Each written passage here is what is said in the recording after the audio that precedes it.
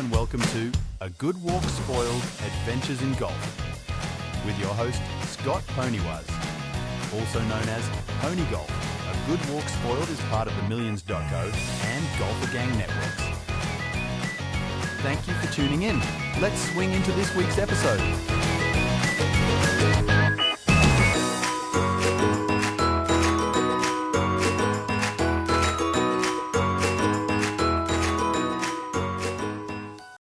Hello and welcome to another episode of A Good Walk Spoiled. I'm Scott Ponywaz, your host. Today I'm super excited to have Lance Reeder on today's episode.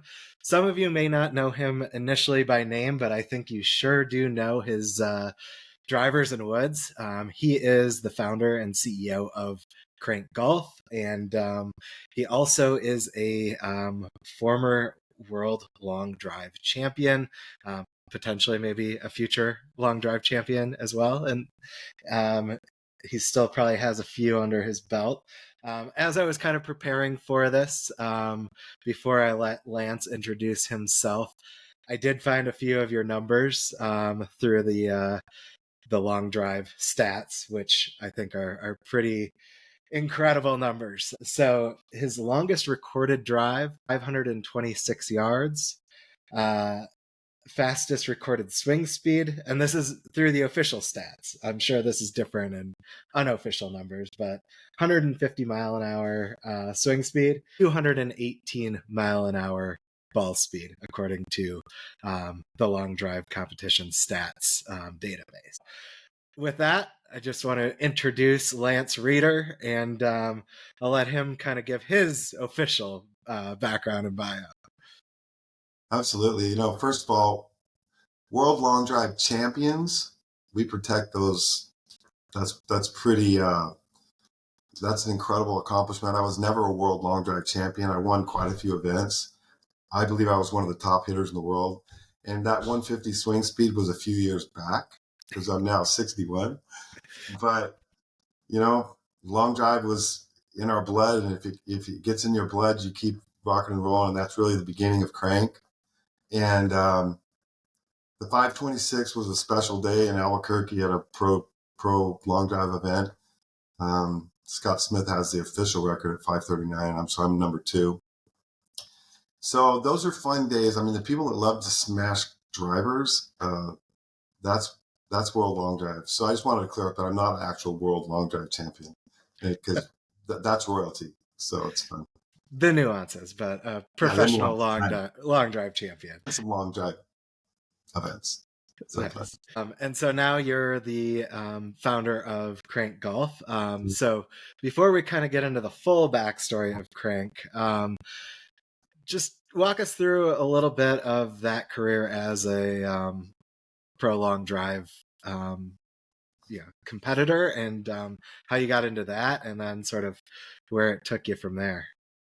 Actually, the beginning of Krank was really based on World Long Drive. I was a World Long Driver back 22, 23 years ago. And we just had a big problem with breaking a lot of drivers. I mean, back then it was, the wild, wild west. I mean, we were just barely coming out of persimmon woods and getting into steel heads and getting into the titanium world. And there was quite a few companies that no one really knew about, like Zyder and Bang and Alpha and SMT and Tegra, and they were component companies, and they were the first ones to really start making the bigger head and doing a cup face type head, and it was in the 450cc range, and they were into that range before the majors, Callaway, Tatum, Metallis, Ping ever went there. So those heads were remarkably longer hitting at the time, and so the first time I showed up with this 7-degree TaylorMade with a Harrison shaft, 47 inches, thinking it was the greatest thing in the world. And then I learned that you can't bring a knife to a gunfight. And quickly I knew they showed me the proper heads, the proper shafts, the proper length. And it was so different. And no one even knew it, But the problem was the heads were not durable, especially if you could move it. And so I basically said, you know what? All these smaller companies are making really cool products. I'd like to travel to China, or I'd love to, figure this out. It'd be kind of a cool hobby. And I decided that I was going to go make a driver that didn't break, and let's just see if it hits well. And that was the beginning of Krank. And so we basically, our first design driver was the El Diablo driver, which was extremely durable. It won 5 world championships. And we learned early on that the design that I chose, with extreme body rigidity, very deep cup facing, the very high level beta titaniums heat treated properly. We learned these things and guessed these things quickly. And we learned that a head that's durable is usually a head that hits longer and better spin and so forth. So that was the beginning of our first design, which is really the El Diablo. And now we're into our 17th design in the new Fire. So crazy. Well, and with the background that you had, I found it pretty intriguing. You weren't like an engineer. You weren't, necessarily somebody that designed clubs or came from that background before. So how did you overcome some of those challenges to design a club? I don't even know. Sometimes in life, it's more about problem solving than it is about engineering. I mean, if I knew engineering, I probably would have engineered a driver that was similar to the ones that were out there, and they're all breaking. I just went at it with, a problem solving agenda, saying, you know what, we're swinging really, really fast and everything's breaking all over the place, and what makes it more durable. And met a really dear friend of mine in Malaysia, and he hooked me up with a really special factory that I've been with now for 19 years. And so, we just went in and started working. I just went in and worked. Said, well, this is where it's breaking. This is what the problem is. I have this concept of body rigidity because I think it's really important that the body doesn't impact and to store more energy. But they're like, well, if you do that, it's going to put too much pressure on the welds. And so you need to have more expansion at impact. And I said, no, I don't want that. Let's just double, triple plasma weld these welds, and let's get it to hold so that we can get the performance out of it that I think we need. So the engineering side of things wasn't, I think in some ways it was a benefit that I wasn't an engineer, because I would have been trained in that arena. And it was just, sometimes it's better to just go and be a problem solver. And that's really what we did. Well, and I think that's what makes Krank pretty unique. And I'm kind of guilty of this as well. When I first learned of Krank, it was because of people like Bryson DeChambeau and some of the World Long Drive ambassadors that you do have with the brand. So I thought to myself, there's no way I could ever hit a Krank driver. I'm 105, 107 swing speed. There's no possible way, but that's what actually makes Krank very unique from the rest of the drivers on the market. And I think it's like some of the different face thicknesses specifically that translates to different players across the board. So how did you come up with that multi-face thickness and some of the... I mean, it was probably the most aggressive, unique thing that I did with Krank, because, it meant that I was going to make some drivers that weren't USJ conforming. It meant that I was going to make heads that I was never going to submit to the USJ, so that I would consider them non-submitted drivers. But I also think it's important that only about half the drivers in the world that are made every year are ever submitted to the USJ for testing to get on the conforming list, or if they end up not passing, they would be on the non-conforming list. So, but I just decided, you know what? My long drive face is a little bit thicker than my plain driver. So from the very beginning, when I made a long drive driver, I also made normal drivers, because there's so few long drivers in the world. There's like 200 long drivers in the world, and there's 100 million golfers, right? So let's go to that market. And if we're going to do this, let's make money at it. And let's take our technology that was super dominating in world long drive. I mean, we won 36 world long drive championships. It wasn't kind of like we kind of dominated. Okay. We really dominated, right? So, and this happens to be a sport that only a driver is used. So bring your drivers. Let's see who's going to win. Well, was the one that won. So we knew we had a special technology, and it wasn't just for the super fast swing speeds, but it was also for the 65, 70-year-old long drivers too. And they don't swing that fast.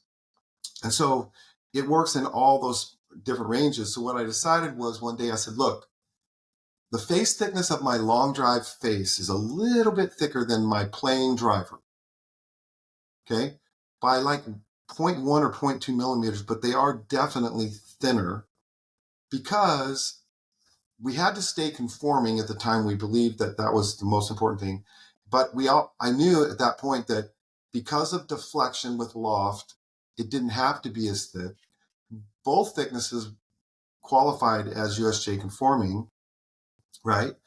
And so really it's just kind of, we did what everybody else did, and our technology as far as cut facing and body rigidity and all the stuff really came into play, and our playing drivers were remarkable. So what happened after that was about 6 years ago, I really started noticing, and I'd always had this question, why do golfers, as they get a little older and slow down a little bit, lose so much distance? And it's really odd. I mean, these guys will lose 10 miles an hour of swing speed and lose 70 yards. That's crazy, right? And they're like, man, I used to hit at 300. Now I'm hitting at 240, 230, 220. And I go, well, you're not even that old. He goes, I know, but I just, and what it was is that there's something super special about titanium drivers, is that they have potential spring effect. And that spring effect goes away quickly. And that's your extra bonus. So spring effect in general, an easy way to look at it, like a normal driver that's on the USJ conforming list is going to perform at its highest spring effect at about 115 swing speed. So there's your extra bonus. If we were hitting persimmon woods, there'd be no spring effect. Obviously, there's no face spring effect. So, but now that we have titanium at that 115 and even the 120, you're getting a high level of spring effect. Level 1 to 10, you're getting a 9 or 10. But once you get down to 100 miles an hour swing speed, that spring effect is no longer a 9, it's now a 6. And then you get down to 85 miles an hour, it's a 5. And then 4, 3, 2, to where my wife swings 67 miles an hour. She has a 1 value spring effect. There's no spring effect in the face of a normal conforming driver to her. And I believe that's unfair. And I believe that if Dustin Johnson, Bryson DeChambeau, all these top pros are getting a level 9 spring effect value, so should every golfer. And that's what I did. So I made 3 face thicknesses. I made a super thin face for slow swing speeds, 85 mile an hour slower. I have a middle face thickness from 85 to 105. And I have a normal conforming driver that is rated for people swinging above 105. But let's not get confused. People will say, well, I only swing 90 miles an hour. I can't hit it. I want to hit conforming and I can't hit the pro because it's not rated for me. Well, neither is your Callaway, Taylor, Natalis, or Ping. They're all extra stiff faces, right? You're not going to get a level 9 spring effect. You're going to be getting a level 4 or 3. If you're happy with that and you feel like you have to hit conforming, which is really, in my opinion, about elite amateur and professional competitions only, let's make it fun across the board. And, we don't force slow swing speed golfers to hit extra stiff shafts. I don't believe we should force them to hit extra stiff faces. So we match shaft flex and face flex, and we go enjoy another 25, 30, 35 yards. And that's why I do it. Yeah. Well, and I think that's the pretty incredible thing. And just, we could probably go into the weeds with some of the mechanics of, the different millimeters and all that kind of stuff. But I know that the spring effect value is something completely new to me, and just understanding the different swing speeds and how conformity goes to basically 115 mile an hour swing speed, which most golfers do not. And, I think that's something I'm very passionate about it. And Our metal is so unique. It's significantly harder. And I think the things that people get confused about, let's just talk conformity to conformity. A general OEM major manufacturer face is between 3.8 and 4 millimeters thick. They're an insert face. They can have carbon bodies. They're gluing pieces together. It's incredible, honestly. But our face of our pro driver, fully conforming, is 2.7 millimeters. So how are we so much thinner and still conforming? And it really comes down to two things. Our metal is significantly harder, and our cup facing forging gives so much perimeter support that we can stay within conformity at such a thin metal. We're also probably 100 times more durable than everybody else. So it's not just performance-wise, it's also durability-wise. And we learned that through long drive. So if you really look at Krank, from our Fire XX super thin, our Fire X middle face thickness, our Fire Pro conforming, and then of course we have the Fire LD, which is low lofted for long drive. We're really the only company that officially says, we're going to give you a level 8, 9, or 10 spring effect, regardless of your swing speed. We are the only company in the world today doing that. And that's fact. So I think it's cool. Yeah.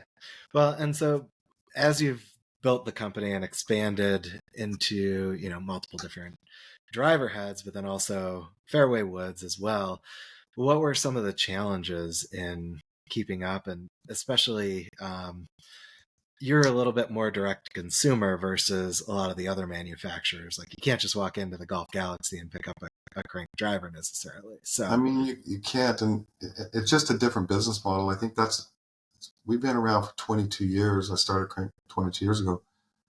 The real truth is, it's a tough industry. I mean, you don't see new driver companies popping up every day. You might see new wedge companies or putter companies, but to build high-level drivers is extremely difficult. And we had to choose a business model to go into Golf Galaxy, we were at one point into Golfsmith, but they went bankrupt and cost everybody a lot of money. So it's like, our drivers are handmade. When people say they're handmade, they're really handmade. I mean, they're really handmade. There is no machine. There's no automation to it. And so we know what we need to do. And the performance of our head is really dependent on them being super consistent on that. And so we can't make a million of them. People say, why isn't Callaway building what you built? I mean, it's not that they build a bad head. They just need 2 million of them. I mean, it would be a problem making 2 million cranks. I mean, I don't know how many workers you would need to do them, but so we're somewhat limited. And so our price should probably be higher than what it is, but it's not. And I believe where we sit right now with our pricing is good. But our biggest obstacle is the industry itself. Another big obstacle is how hard it is to make these heads. The next thing is, how do you convince somebody it's better? And then getting them to overcome the $500 million a year advertising budget by the majors to convince you that their drivers are better when they're really just exactly the same as they've been for the last 10 years. I mean, it's, if you're not increasing spring effect with slow swing speeds, what are you doing? You're going to go shorter, right? Because you're not getting faster. You're getting slower because you're getting older. And guess what you're losing? More spring effect. Mm-hmm. We're the only company that's going to give that back to you. Why not go and enjoy it? I mean, you're not playing in the U.S. Open. Okay, let's go have and enjoy the game. Let's put some common sense to it.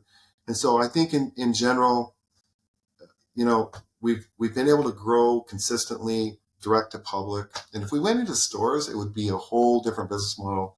So incredibly difficult. We do internationally more distribution in stores, but in the U.S., we're mainly direct to public. We'll talk to you on the phone. You can go on our website. You can go through an automated driver selection tool. It's very good. You can get on and chat with us all day long. It has gotten a little crazy lately because of Bryson winning all this stuff, but I think our drivers are finally getting fair recognition for the high value performance value that they really are. And they really are amazing. Well, and I think that's a interesting thing to transition to, as we kind of talked about a little U.S. Open, and you mentioned Bryson. So you have a whole team of ambassadors that are Krank ambassadors, and most of them are long drive professionals. Right. But one of the other ones that I was kind of surprised by as we were chatting the other day was Bryson uses your clubs, but Right. he doesn't officially endorse them, and he doesn't officially, work with Krank. Explain to me a little bit about sort of how, whether that's the relationship came about, or how Bryson just discovered Krank, because like you said, it's probably helping put Krank on the map a little more nowadays. Well, and I think honestly, it's like you stay open long enough to get real opportunities. And Bryson's really special. I mean, I met him at World Long Drive. He did something I never thought any PGA pro would ever do. He took second at World Long Drive Championship. And, people will say, well, what is Bryson really ranked in golf compared to Rory or these other guys? He took second at the World Long Drive Championship. That should say everything. That's a crazy, amazing feat. And, he went crazy on it, and really, it just shows what kind of an athlete he really is. But I think he kind of learned about Krank then, but he was hitting Cobra at the time. And so, that's the long drive world is just such a unique fraternity, there's so few guys that can really swing that fast. And so, which is probably its Achilles heel for growth, because it's just so rare to swing above 140. And so, but he did it. And so little by little, I know he was having issues. It's very well known that he said he had some issues with his driver. And his coach, Mike Shy, called me one day, who I did not know, and said, look, Bryson DeChambeau would like to try a crank driver. And so I said, okay, put him on the phone. And I said, I want to talk to him. And so they put him on the phone, and I said, look, okay, here's the situation. I explained what we do. And I overnighted him 2 heads, 7, 5, and a 6. He called me the next day, and he said, okay, we got to have a talk. And I said, okay, what's going on? He goes, why does this driver curve 60% less than any other driver? And it's not okay that it's doing it. You have to tell me why it's doing it. I just love Bryson. He's the engineer in him. Yeah. And I said, this is why. And, it's like, why is that happening? How is Krank, doing this? I've been doing it for so many years. But the Fire is really special. Formula 11 was really special, and the Fire is even better. We really did figure out, I think at the beginning with Krank, it was kind of like, we were fast out of the gate. The El Diablo was ridiculously long hitting. It was really, really special. But back then, we really didn't understand directional controls and balance points. So my goal up from the beginning, because I grew up in Phoenix and I always hit ping, was to be the longest and straight as a ping. That was my goal. Well, I can tell you right now, Fire is at least as straight as a ping. And so that's a big measuring stick for us, because we are insanely long hitting with all the way, our spin rates and our ball speeds. But our directional control, because of such a reduction in curve, the Fire driver reduces the angular lateral spin. So Bryson noticed that immediately. And so he said, look, here's the deal. I'm going to put it in play. And I said, okay. He goes, here's the rules. No contracts, nothing. I'll hit it till I want to hit it. And if I don't want to hit it, I quit. I said, okay, that's good. I said, you're never going to hit a driver that hits like our driver. If you really give it a true shake, he already knew, because he's probably the best driver in the history of professional golf. And he took it out and shoots 61.58 10 days later. And so that was which live event again? That was Greenbrier, that's right. And, this is all so new happening. And the whole thing was, look, we're just going to make him some really cool stuff. And he goes, hey, you have fairwoods? I said, yeah, we have really special fairwoods. They're cup facing and they're miraging. They're very, very special. And he goes, can you send me one? I want a 12 degree. I said, okay, I have a 13, but I can find a 12. So he puts that in play at the same time. So he hits the driver. He calls it a 5-wood. And so it's really a 3-wood, but he calls it a 5-wood. So he gets to call it what he wants, right? So, and so anyway, so he plays that and he loved it. And then we've worked through other things and just managing what Bryson needs. You get you get 100 heads in, and we now are at the point that we really understand his perfect spec. They're all made by hand. So you we really understand his perfect loft, his perfect lie, his perfect face angle, his perfect bulge and roll. And one of the things he always talks about is that we are unique, that we have a little more curve in the face, which is called bulge and roll. And we've known that forever and ever, that it's such a huge advantage. The majors have very flat faces, which would be around that 11 or 12 bulge and roll.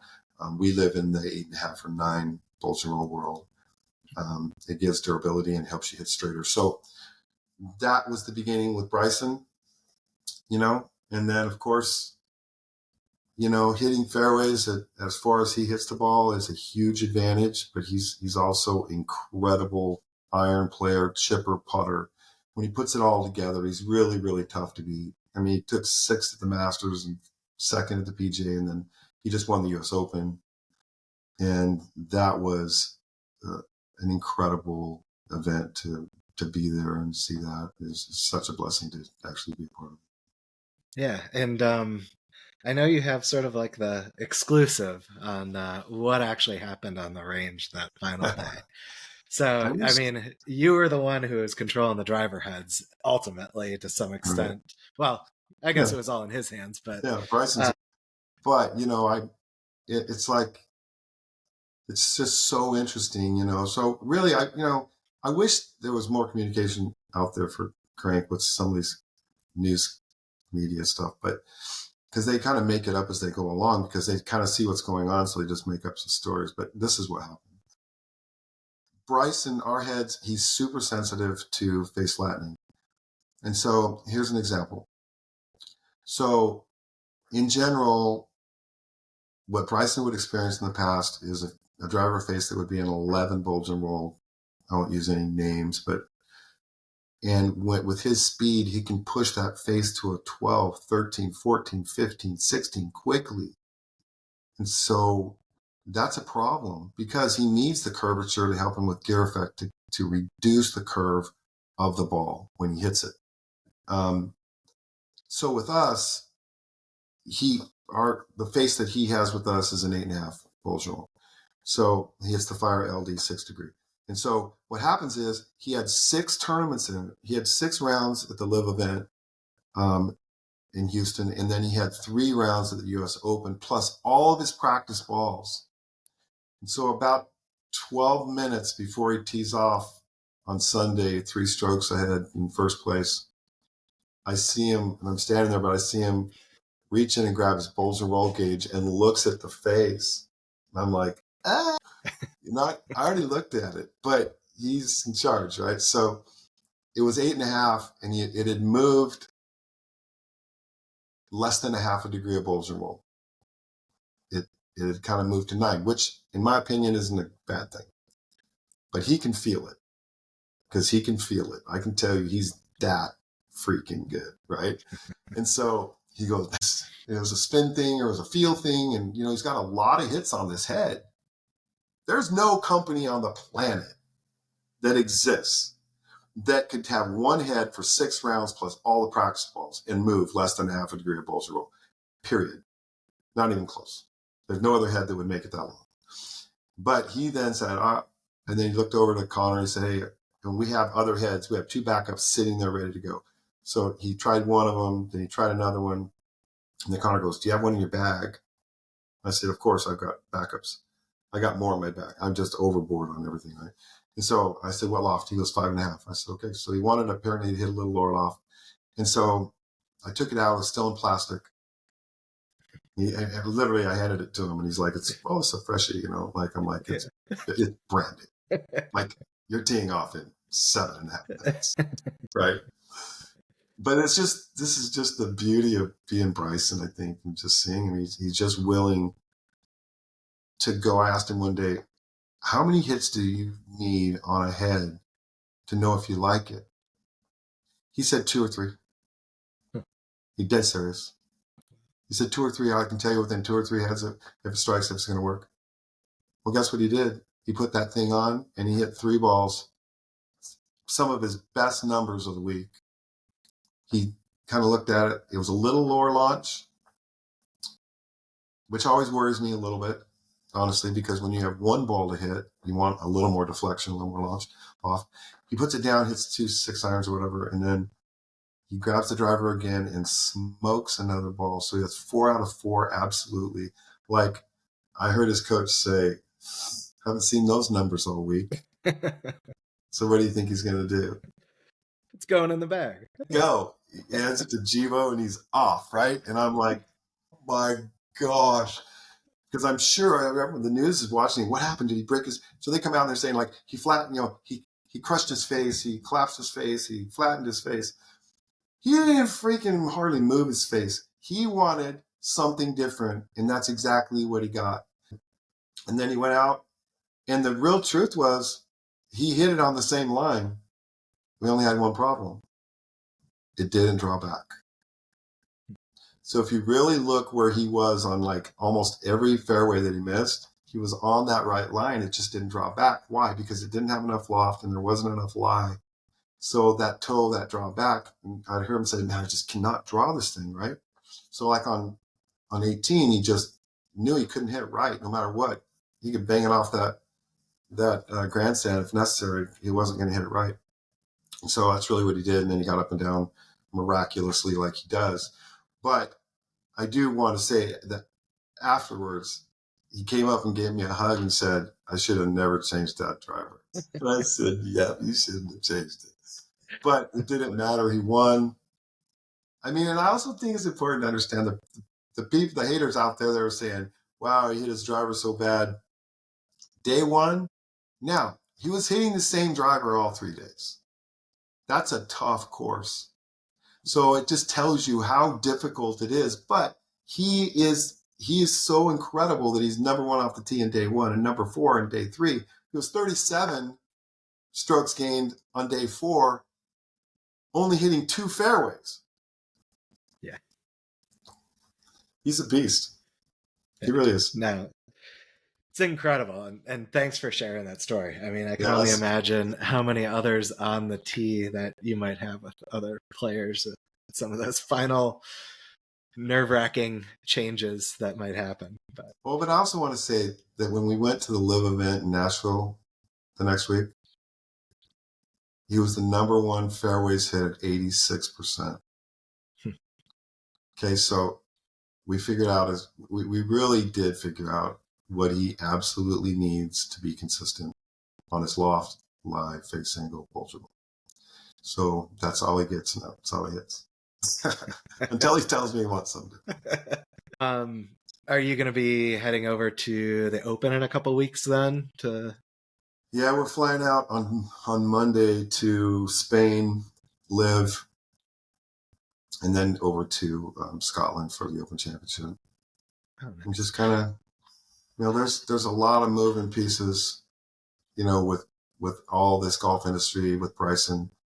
His number 1 goal is to continue improving his ability to win.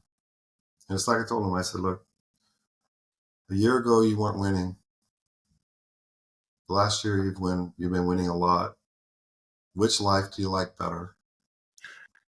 Look at the opportunities to like, he's just so kind, there's so much gratitude in what he does. And the real truth is when you're winning, you can share that more than when you're not. So winning is critical. And that's how I see it. Well, and I think it's really cool too to see somebody like Bryson too, who's kind of turned turned the corner on, he went from a lot of people maybe not being the biggest fan of his to now I think he's got to be the most well-liked player on tour. And, it's also interesting to see him playing clubs that he truly wants to play, not whoever's given him the biggest check to use those clubs, which I mean, also I think is pretty respectable. It's such a unique situation for him to be in because of Live and the amount of money that everyone gets paid by playing Live. It gets to a point where you're saying, look, you know what?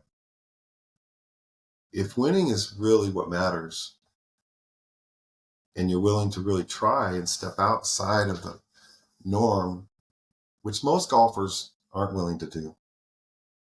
I mean, to hit a crank driver in general, our fairwoods are just saying they're just absolutely amazing.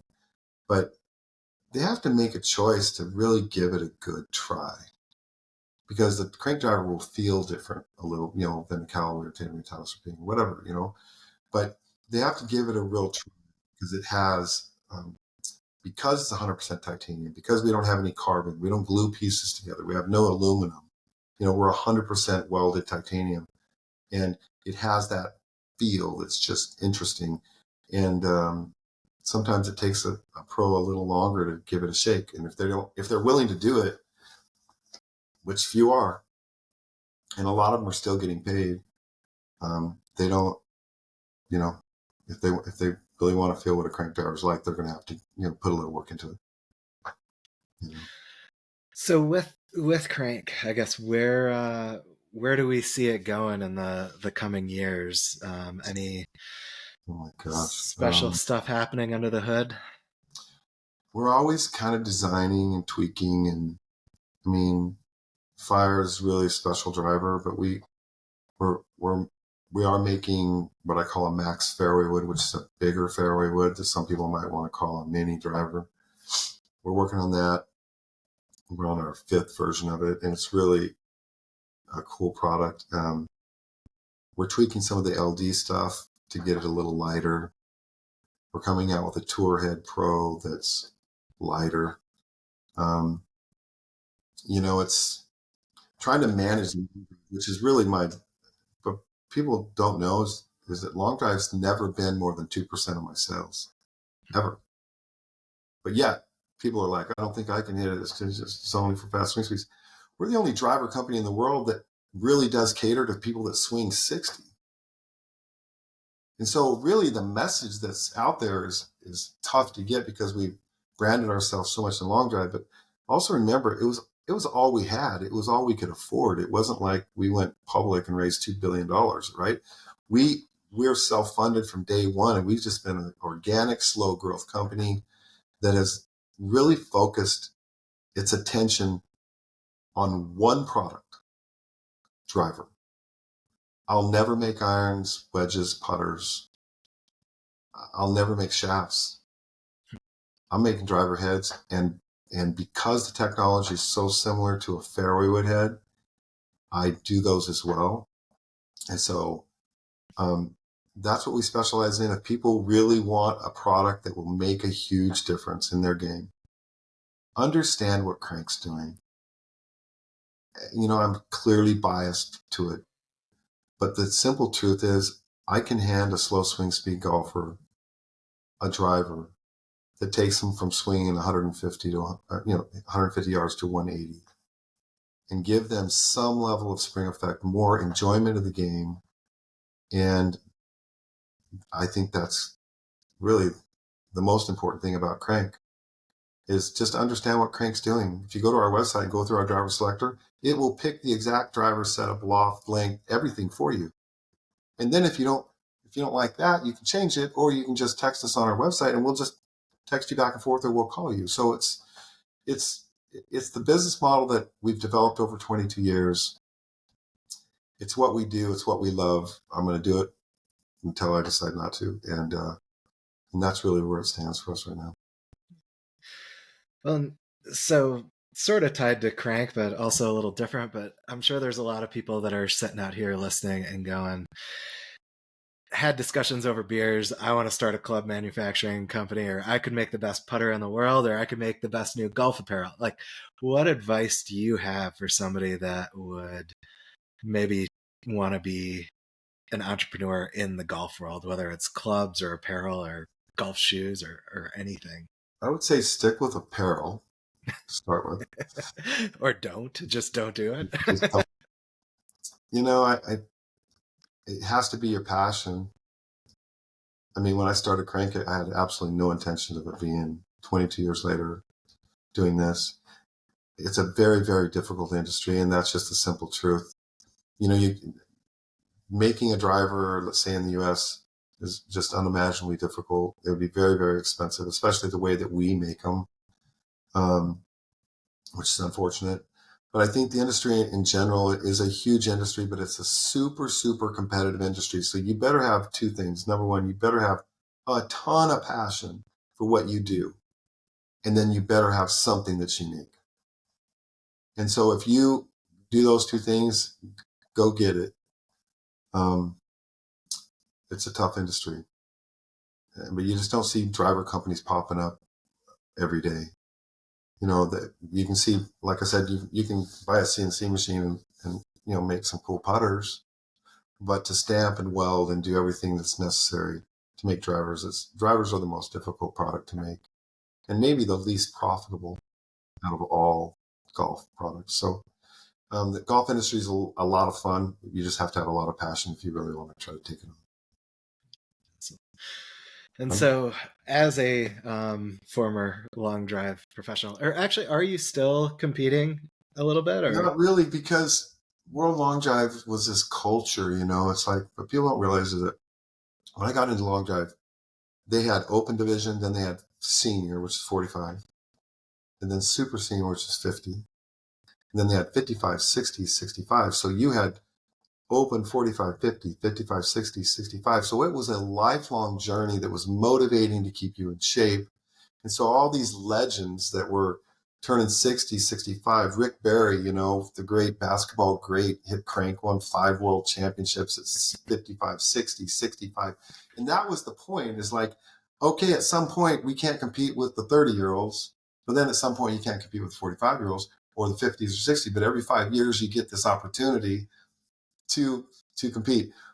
Well, when Golf Channel bought World Long Drive from Long Drivers America, they dropped all the divisions, but just the senior division, which I understand they did it because there was just no money in it, but it really did hurt the culture.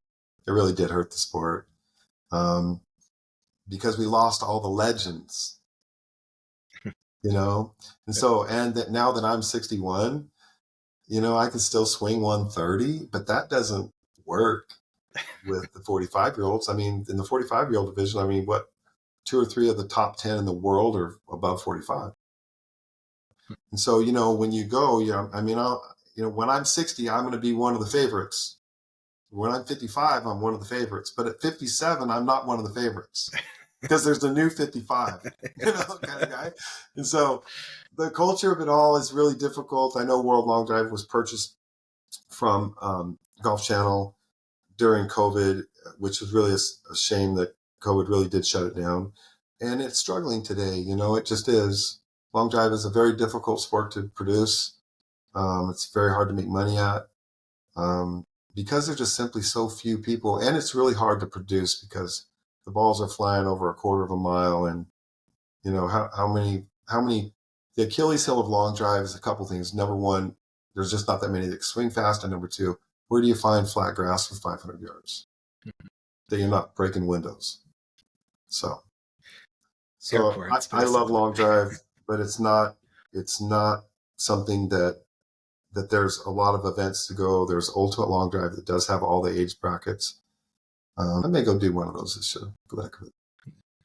I wish I could, even come close to swinging 130. I struggle to get up above 110, and that's really working. But with that, I guess, what advice do you have for people that are trying to improve a little distance, get that speed up? Because it's becoming such a big thing, even for amateur golfers, that it wasn't, even a few years ago.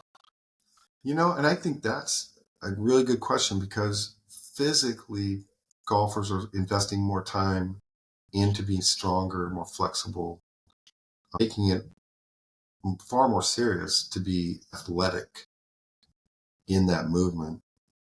Long drivers have been doing it for a long time. It just was only applying to the driver.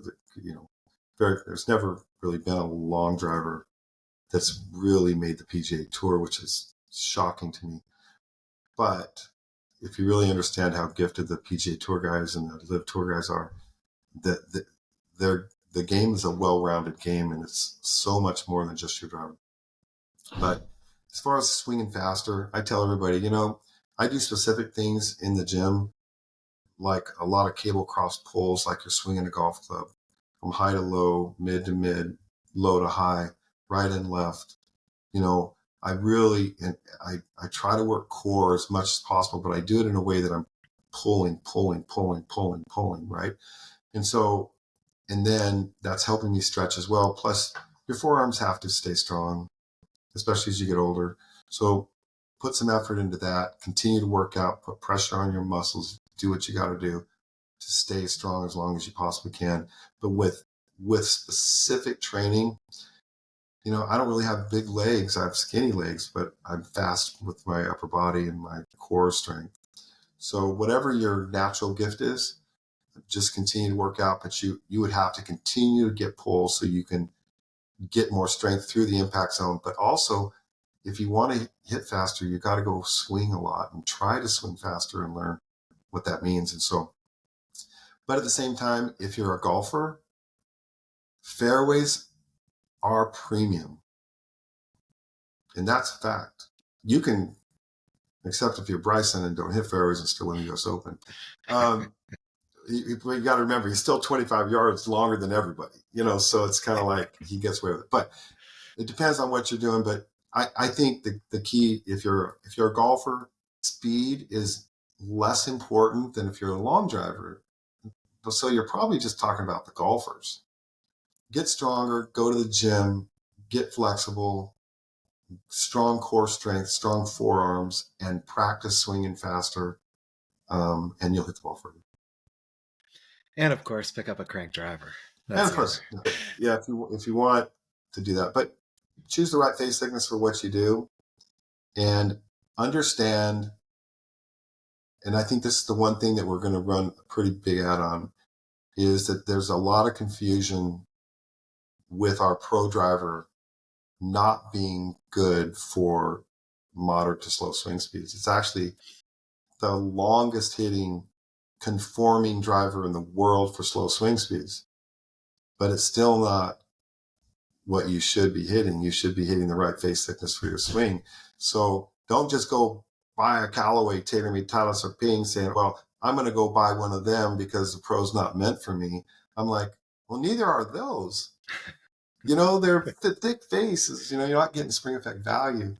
So I think that's the one thing that we're going to push forward on, more understanding that what does spring effect value based on swing speed really mean? And if anybody asks what's the most important thing to crank golf today, is our potential customers understanding what that means. And it is a new thought. It took me 16 years to think it. And I was like, whoa, what happens if I thin the face of this driver and hand it to my buddy that swings 85 miles an hour? What happens? Oh, he hits it 30 yards longer. Okay. That's called spring effect. I just gave it back to him. We have the metal that can do it. It didn't break. It didn't flatten. My gosh, what if I take it even thinner and hand it to a 60 mile an hour woman? Gosh, she hits it. She went from 110 to 150 yards. Okay. All right. We have something cool here. Let's see what happens. Let's see how many people want to just enjoy the game a little bit more. And that's really our message going forward, because we really, really, really want to impact the fun of the game for the people that need it the most. And when you consider that 99% of all golfers swing under 105, and every driver on the planet that's conforming is at its rated max at 115 swing speed, pretty big market. Yeah. That was one of the shocking numbers. 99% swing under 105, which just mind-boggling. So It's insane. I mean, honestly, I can go on and on, but it is a big deal, and I would hope someday. And I'm not sure how the USJ or anybody, RNA or anybody can really deal with this situation, and which really never was a situation during Persimmon Woods, but it's a real unfortunate situation that there can't be equal spring effect across all swing speeds. It's really just simply unfortunate. Yeah. Well, and I love that, to improve the enjoyment of the game for everybody. As playing with my dad as he's getting older, keeps moving up tees, but his drives get shorter and shorter, but they're always straight as an arrow, which is always Yeah, no, I get the calls. I get guys that hit 140 yards. They go, I hit most of my fairways. I go, well, you should. Yeah. You should. Less dispersion when you're. I mean, there's just less chance for dispersion, kind of thing. So a couple quick hit questions to wrap up for today. Favorite golf course you've ever played? My gosh. My goodness. The mines in Kuala Lumpur, Malaysia. Awesome. Amazing. That's not a Pete Dye, is it? Is that the one that's no, I don't know. Coast or something? Oh, okay. It's just a course that's in this incredible granite mine thing. It's just absolutely insane. Fun. Awesome. And then bucket list course that you've never had a chance to play that you... Pebble Beach. Of course, I haven't played yet. Really? I will this next year. Right. Okay. Nice. It's incredible. That and Spyglass are... Yeah, I want to play both. We're going to do that this next year. I mean, remember, I didn't really golf until... I golfed off and on my whole life. I was more of a long driver. I didn't start golfing, taking it serious until 3 years ago. Okay. Interesting. Yeah. Cool. And then a final question that I sort of borrow from another buddy of mine, but what's your walk-on song? So if you're stepping up to the first tee. Okay, this is going to be a little shocking because I never listen to music when I play golf. So I don't have one. No, I'm in your camp. I don't love music. I was a professional singer for a long time. My thing is, I don't know why. It's just for me, I don't know. I just never use music when I play golf. My buddies will crank their own carts, but I don't. So I don't really have one. I guess I could make one up. But... No, I'm in the same boat. Somebody asked me that question on a podcast. I was like, that's a good question, but it's a good question. I literally never turn my music on unless I'm playing with my wife, and then she, turns her music on. I'm like, okay. She goes, you just never golf with music on. I says, I really don't. I enjoy the game the way it is. The peace, the serenity, the frustration. I don't care if other people play it. Yeah. It's just not my gig. Well, awesome, Lance. I appreciate you coming on today. I guess before we wrap, is there anything we didn't touch on that you wanted to add? Or no, it's just, I think the only thing I would add in closing is that, we're very passionate about what we do at Krank. We're not a huge company. We're grateful for what Bryson's done for us. He really is a needle mover. He's been super kind to us across the board. And I don't know if he's going to continue hitting us for the next month or the next 20 years. I don't know. But I want everyone to know that we are absolutely committed to making the best product possible. Try to understand what we're doing, because what we're doing is definitely different and it has value. So go to krankgolf.com, check it out. Go through our driver selector tool. It's very simple to go through. Chat with us, call us, text us, do whatever if you have questions, and we'll do the best to take care of you and make your game more fun. That's it. Awesome. Thanks a lot, Lance. No, and look forward to keeping in touch and seeing what happens at the Open here in a couple of weeks. And I think he's going to be a handful.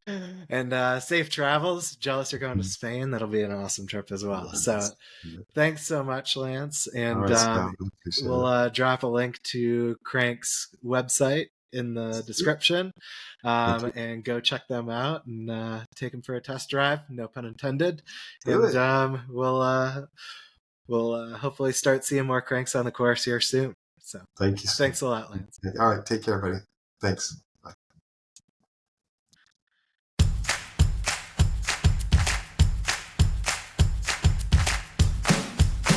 That concludes today's episode of A Good Walk Spoiled, Adventures in Golf, hosted by Scott Ponywaz. That's myself. If you enjoyed today's episode, be sure to like, subscribe, rate it high, and follow us on Instagram at pony_golf to stay in the loop. We'll catch you next time.